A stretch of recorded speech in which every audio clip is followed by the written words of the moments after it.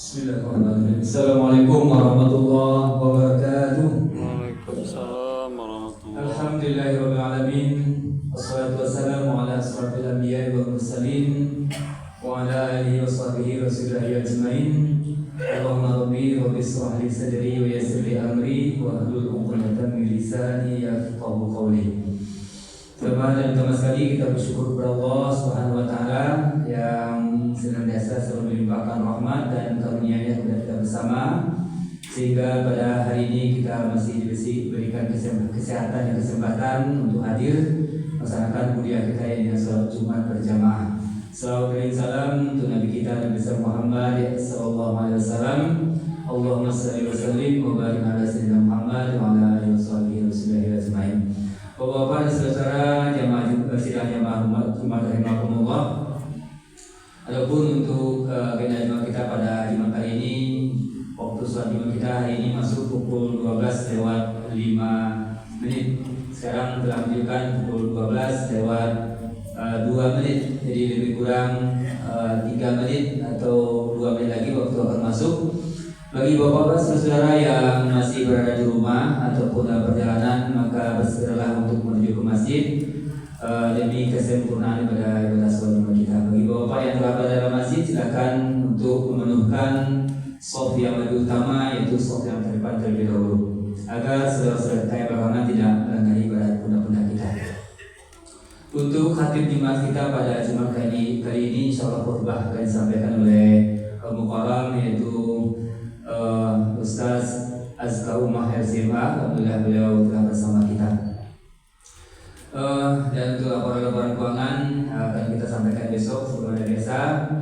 Dan juga kami beritahukan kepada bapak-bapak saudara yang ada berkelebihan rezeki, ya, bahwa di masjid kita sedang melaksanakan, yaitu alhamdulillah untuk pengadaan AC sudah selesai.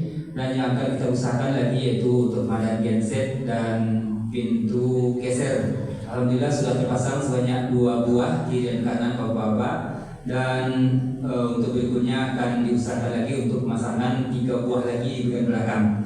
Jadi bagi bapak saudara yang ingin berwakaf untuk pengadaan pintu geser ini, ya boleh nanti dihubungi panitia genset dan AC di Masjid Raya Al-Munawwarah.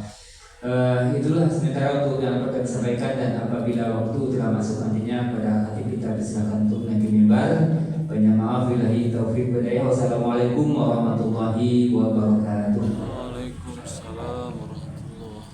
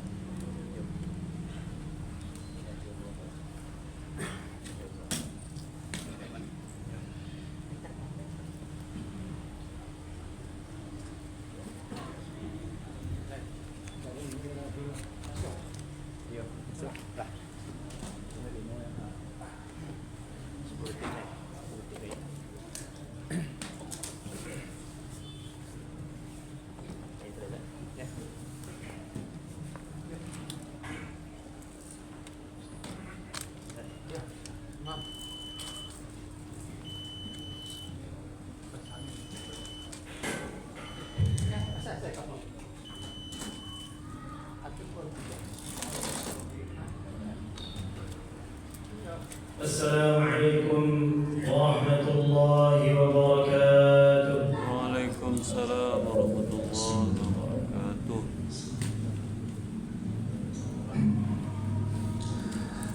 Allahu Akbar, Allahu Akbar, Allahu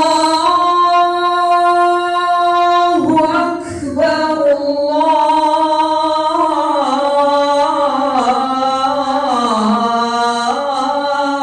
Allahu Akbar.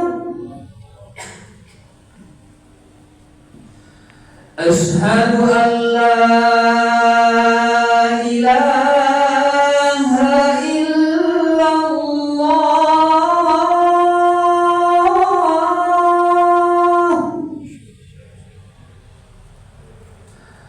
أشهد أن لا إله إلا الله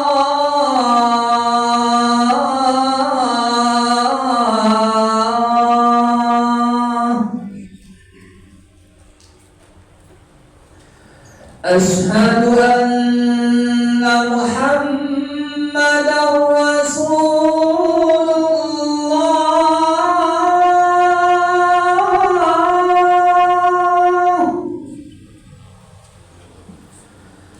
أشهد أن محمدا رسول الله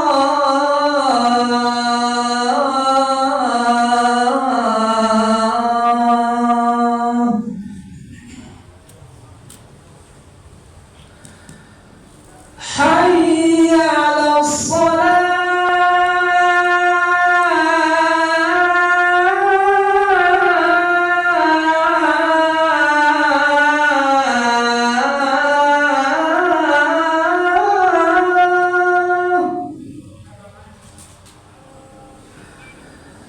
حي على الصلاة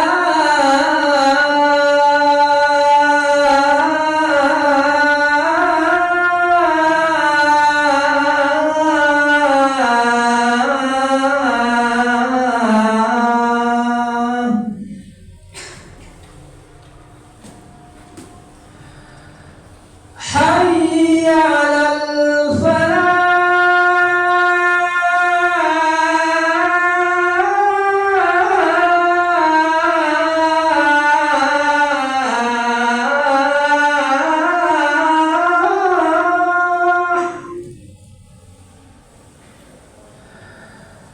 حي على الفلاح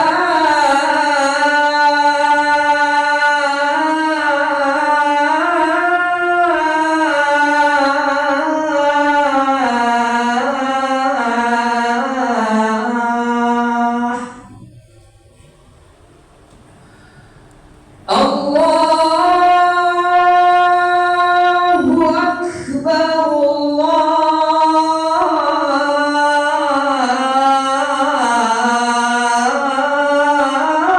الله أكبر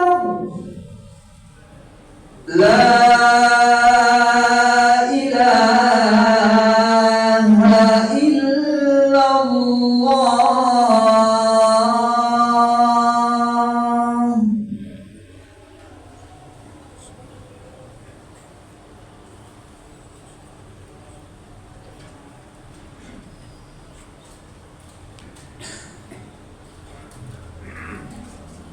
الحمد لله على إحسانه والشكر له على توفيقه وامتنانه وأشهد أن لا إله إلا الله وحده لا شريك له تعظيما لشأنه وأشهد أن محمدا عبده ورسوله الداعي إلى رضوانه بلغ الرسالة وأدى الأمانة ونصح لهذه الأمة وجاهد في الله حق جهاده حتى أتاه اليقين أيها المؤمنون الحاضرون أوصيكم وإياي بتقوى الله فقد فاز المتقون قال الله تعالى في محكم تنزيله وبقوله يهتدي المهتدون أعوذ بالله من الشيطان الرجيم يا أيها الذين آمنوا اتقوا الله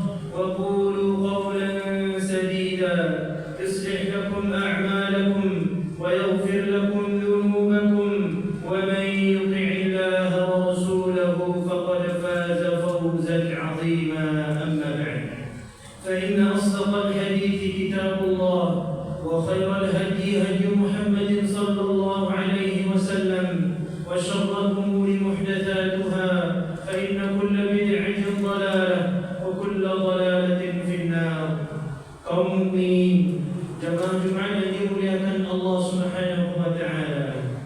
Siapakah manusia yang paling berilmu di muka bumi ini? Itulah pertanyaan yang dilontarkan oleh Bani Israel kepada Nabiullah Musa alaihissalam. Man a'lamun nas. Nabi Musa sebagai seorang nabi dan rasul, Nabi Musa sebagai kalimullah, orang yang pernah berbicara langsung dengan Allah. Nabi Musa sebagai nabi ulul azmi, salah satu dari 5 nabi ulul azmi yang dimuliakan oleh Allah. Ketika ditanya tentang hal tersebut, wajar saja beliau mengatakan saya. Inilah yang menyebabkan Nabi Musa diberikan arahan oleh Allah Subhanahu wa taala bahwa di sana ada seorang manusia yang memiliki ilmu tentang apa yang tidak engkau ketahui.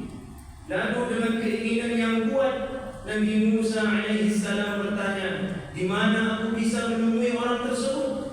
Allah Subhanahu wa taala tidak mengatakan secara spesifik, tetapi Allah Subhanahu wa taala mengatakan engkau akan menemuinya di Majma'al Bahrain, yaitu tempat bertemunya 2 laut.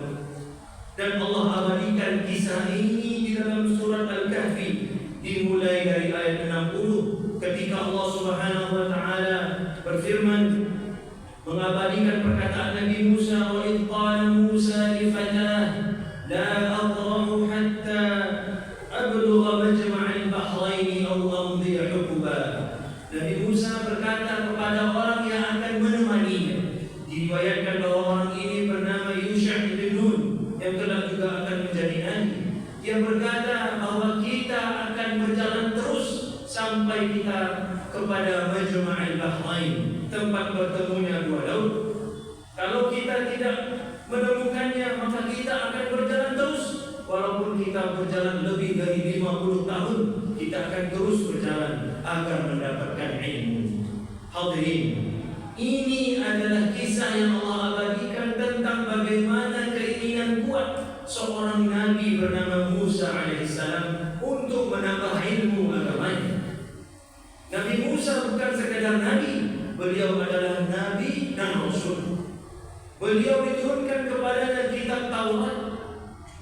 Nabi Musa adalah nabi yang paling banyak dikisahkan ceritanya di dalam Al-Quran oleh Allah Subhanahu wa taala. Nabi Musa adalah nabi yang pernah langsung berbicara dengan Allah. Nabi Musa adalah nabi yang telah teruji kesabarannya, lalu diangkat kedudukannya oleh Allah dibanding nabi dan rasul lainnya, sehingga beliau termasuk nabi ulul azmi. Beliau dengan semua pencapaian dan terbukanya takdir baik Allah kepadanya, beliau yang telah ditinggikan derajatnya oleh Allah, tetap ingin dan kuat keinginannya untuk menuntut ilmu. Setelah sampai di Majma'al Bahrain, Nabi Musa bertemu dengan seorang laki-laki yang dalam sejarah disebut namanya Khadir alaihissalam, yang kenabiannya diperdebatkan oleh para ulama. Tetapi lihatlah bagaimana Nabi Musa mengajarkan kepada kita adab dalam menuntut ilmu. Yang pertama adalah tawadhu', rendah hati. Apa kata Nabi Musa bertanya kepada Khadir? Qala lahu Musa, hal attabi'uka? Nabi Musa berkata kepada Khadir alaihissalam, bolehkah aku mengikutimu? Bolehkah aku? Nabi Musa baru saja berbicara dengan Allah secara langsung. Nabi Musa adalah Nabi Bani Israel, Nabi terbaik dari kalangan Bani Israel. Ketika di hadapan guru, beliau turunkan semuanya. Beliau mengatakan, bolehkah saya mengikuti? Maka hadirin yang dimuliakan Allah, agar ilmu agama kita dapatkan, kita pahami, kita ketahui untuk diamalkan, maka bersikap rendah hatilah di hadapan guru. Ketika judulnya adalah belajar, pertemuan itu bertema belajar, pertemuan itu bertema pengajian, status kita adalah murid dan ada guru di hadapan kita. Walaupun guru itu adalah mantan murid kita, walaupun guru itu adalah mantan budak kita, walaupun guru itu adalah mantan sopir kita, hal attabi'uka? Bolehkah aku mengikuti? Tawadhu', rendah hatinya seorang nabi di hadapan Khadir alaihissalam. Rendah hatinya seorang Nabi Musa, Nabi Bani Israel yang terbaik, rendah hati karena dia mau mencari ilmu. Beliau ingin mendapatkan ilmu. Hadirin, adab kedua yang diajarkan Nabi Musa adalah ketika beliau memilih perkataan attabi'uka. Hal attabi'uka, bolehkah aku mengikutimu? Kalau kita lihat dasar bahasa, mengikutimu itu bisa juga dengan hal atba'uka. Bolehkah aku mengikutimu? Tetapi Nabi Musa menggunakan istilah hal attabi'uka. Ditasydidkan tanya attabi'uka. Itu maksudnya adalah tidak sekedar mengikuti, tapi bolehkah aku mengikutimu dengan sungguh-sungguh? Bolehkah aku mengikutimu sampai selesai? Bolehkah aku mengikutimu bahkan setiap jejakmu akan aku ikuti? Kerana Nabi Musa tidak mengatakan hal atba'uka, tetapi Nabi Musa mengatakan hal attabi'uka. Setelah beliau memperlihatkan ketawaduan, beliau perlihatkan kesungguhan. Ilmu mustahil didapatkan dengan main-main saja. Kerana agama kita bukanlah agama tertawa sana sini, bukanlah agama hahaha. Agama kita adalah agama yang dibangun atas perjuangan dan ilmu pengetahuan. Mustahil sempurna amal seseorang kalau dia tidak berilmu. Maka hadirin dimuliakan Allah, inilah dua adab pertama yang dilihat oleh Nabi Musa. Yang pertama adalah tawadhu di hadapan guru, yang kedua adalah memperlihatkan kesungguhan untuk menuntut ilmu, terutama ilmu agama. Aqulu qouli hadza wa astaghfirullah li wa lakum wa lisa'iril muslimin wal muslimat wal mu'minin wal mu'minat fastaghfiruh innahu kana ghaffara.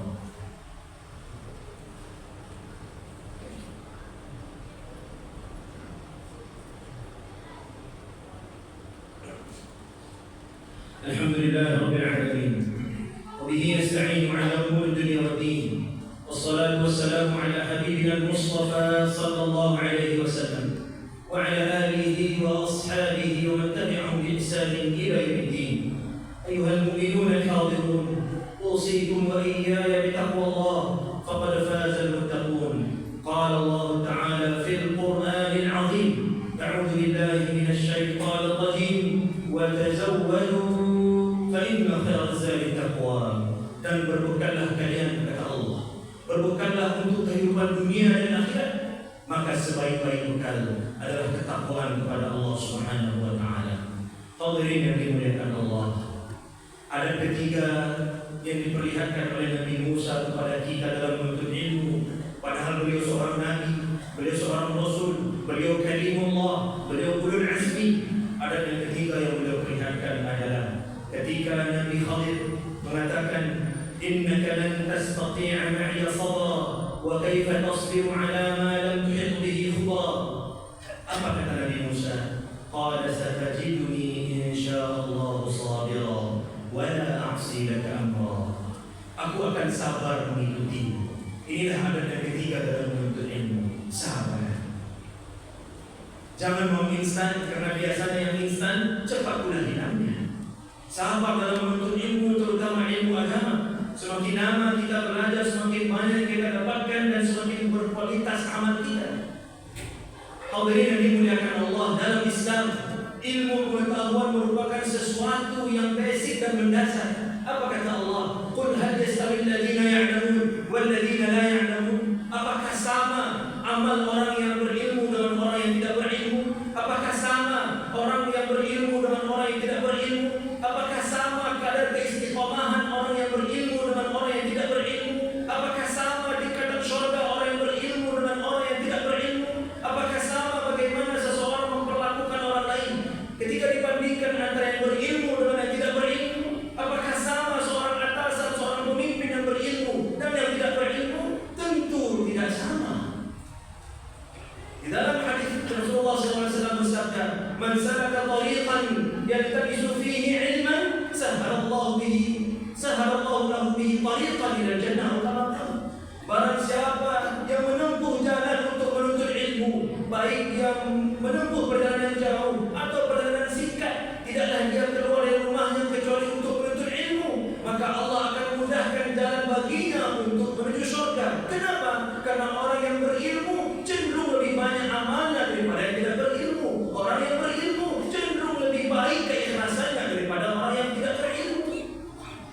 Hadirin, bagaimana kita akan mengamalkan syariat ini dengan sempurna kalau kita tidak berilmu? Di mana-mana ada pengajian, terkhusus di masjid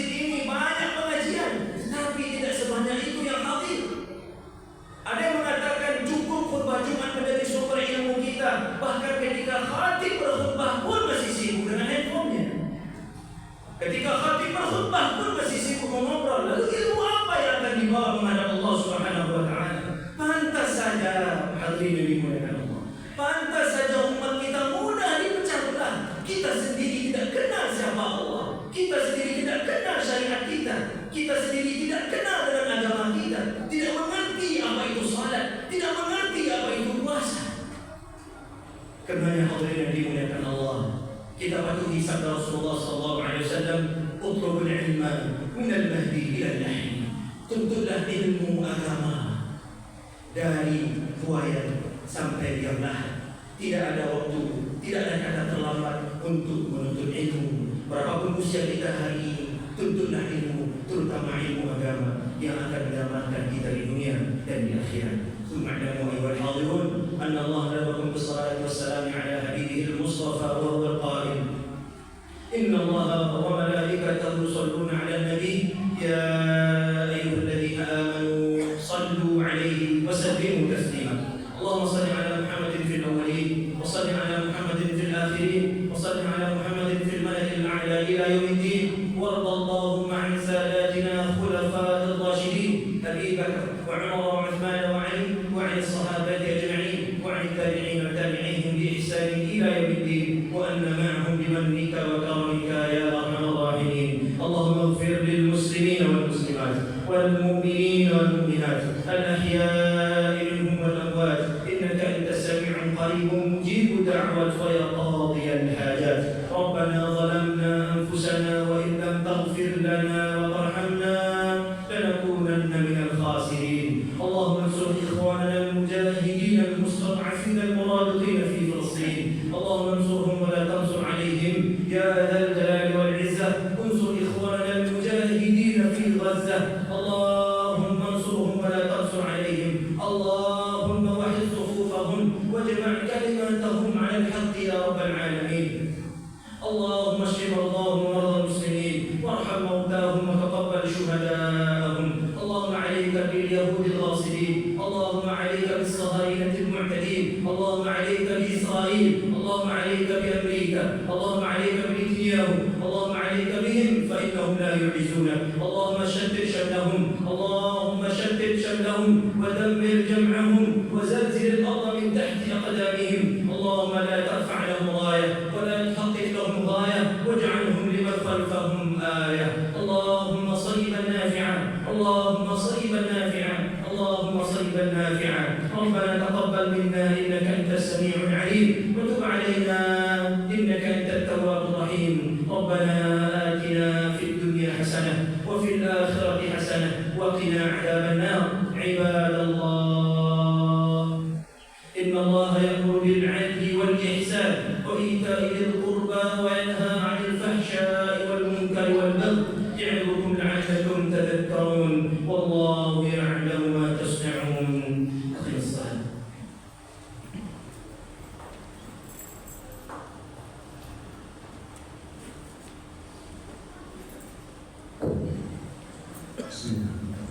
الله أكبر الله أكبر أشهد أن لا إله إلا الله أشهد أن محمدا رسول الله. حي على الصلاة حي على الفلاح قد قامت الصلاة قد قامت الصلاة. الله أكبر الله أكبر لا إله إلا الله. استووا اعتدلوا سووا صفوفكم والراس. Mari kita berusaha rapikan dan kita rapatkan saf. Adik-adik dan anak kami di belakang, mari ikuti solat dengan baik dan benar.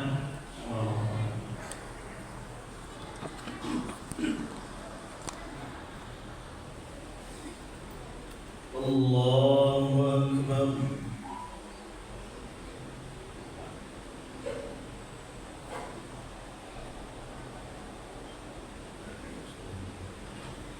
Alhamdulillahi Rabbil Alamin. Ar-Rahmanir Rahim. Maliki Yawmiddin. Iyyaka na'budu wa iyyaka nasta'in. Ihdinas siratal mustaqim. صراط الذين أنعمت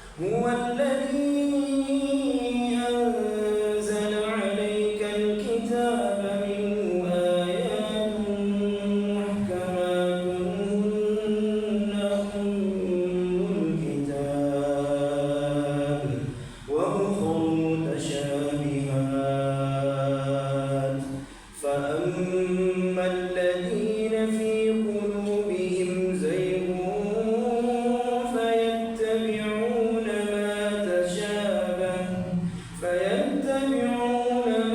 تشابه منه ابتغاء الفتنة وابتغاء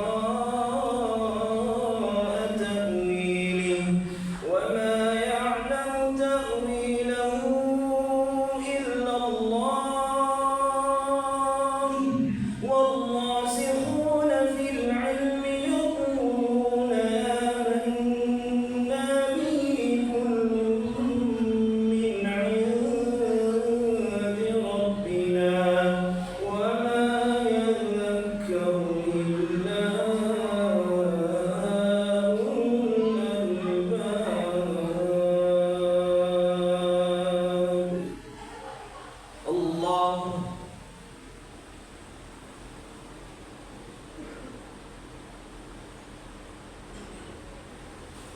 سمع الله لمن حمده.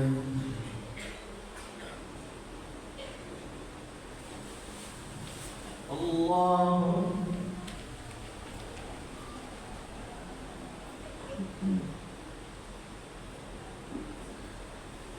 الله أكبر.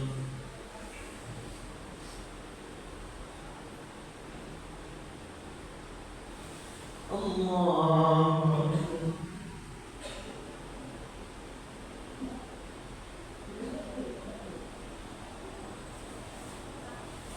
الله أكبر. الحمد لله رب العالمين الرحمن الرحيم مالك يوم الدين إياك نعبد وإياك نستعين اهدنا الصراط المستقيم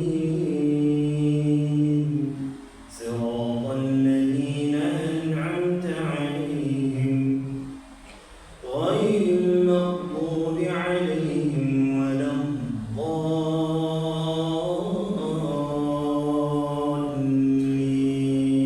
الضالين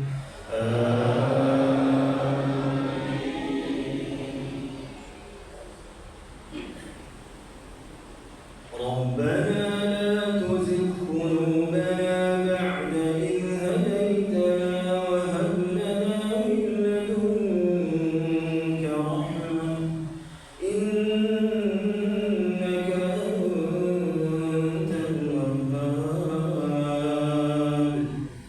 ربنا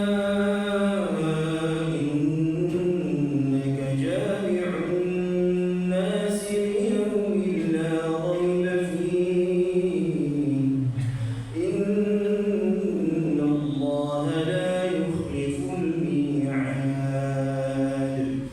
إن الذين كفروا لن تغني عنهم أموالهم ولا أولادهم من الله شيئا وأولئك هم وقود النار. كدأب آل فرعون والذين من قبلهم كذبوا بآياتنا فأخذهم الله بذنوبهم والله شديد العقاب. قل للذين كفروا ستغلبون وتحشرون إلى جهنم وبئس المهاد. الله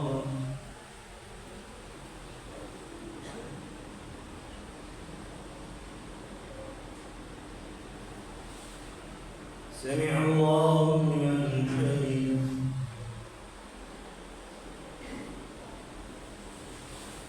الله أكبر.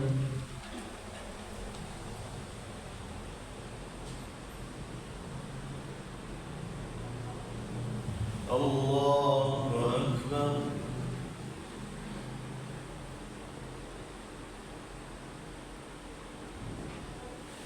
الله أكبر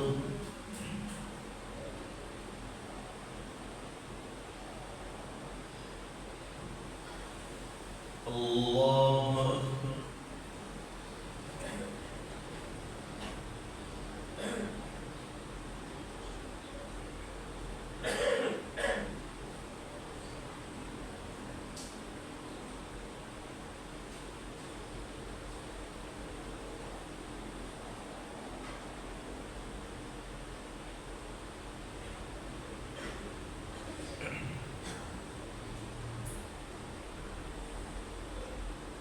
السلام عليكم ورحمة الله. السلام عليكم ورحمة الله.